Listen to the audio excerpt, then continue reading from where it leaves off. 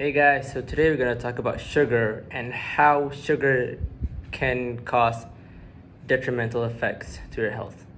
Now, first and foremost, sugar is what we all know as this white crystalline substance that we add onto our foods or to our drinks to make them taste sweeter or better.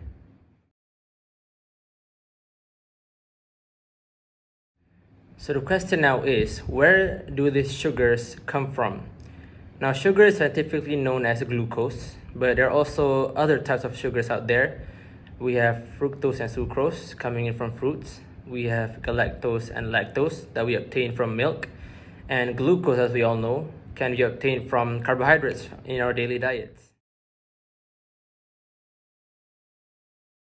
Alright, so what happens to these sugars upon entering our body? So let's take carbohydrates for instance. So when we digest carbohydrates, upon entering our digestive system, it'll be broken down to its final form, which is glucose. Now this glucose will be taken up by all our body cells and it'll be processed with the help of oxygen to produce energy to be used in our daily life. Like we can use the energy to do activities like cooking, we can go jogging, singing. So basically, glucose is the main currency for energy in our body. What happens to these sugars if there's too much of them in the body? So we know that sugar, glucose, is needed to produce energy for us to conduct activities. So meaning to say it's a good thing, but what if there's too much of it? Now I'm sure that most of you have watched the movie Karate Kid in 2010 or 2011. And there's a quote saying "Wu Ji Pi Fan," a Chinese proverb, which means that too much of good things leads to bad things. Now, excess sugars, excess glucose in the body, will be stored as glycogen in the liver. Alright, and these glycogens can be broken down again back to glucose for us to utilize it as energy. However, if it's not being utilized as time goes on, these glycogens will then be stored as fats. And this is one of the main dangers of sugar, whereby it causes weight gain and also it leads to obesity.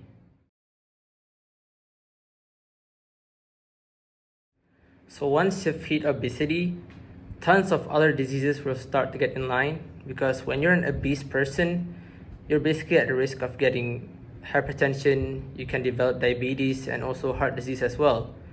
Now these are the only three main ones that I'm mentioning. There are various more out there that I haven't mentioned. You can search it up by yourself. And yeah, once you've hit the level of obesity, that's when things will start to get worse unless they're treated and managed properly. Okay, so aside from those diseases mentioned, studies have also proven that excess sugars can have an effect on your physical appearance. Not by means of size, but actually the way you look.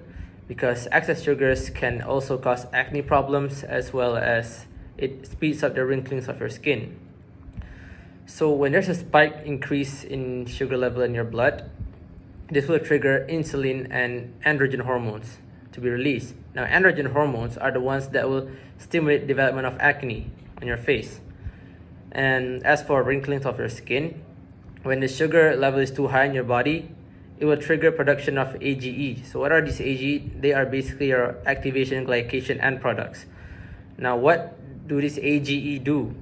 So they basically attack elastin and collagen at your skin, right? So elastin and collagen are the main protein at your skin that are actually stretching them, giving you that young look. So without these two, because as they're being attacked by this AGE, your skin will tend to wrinkle. Now you'll probably be wondering, how much sugar can we actually consume that is safe and not too much? Alright, so if we take a quick visit to our food pyramid, we notice that sugar is put at the very top.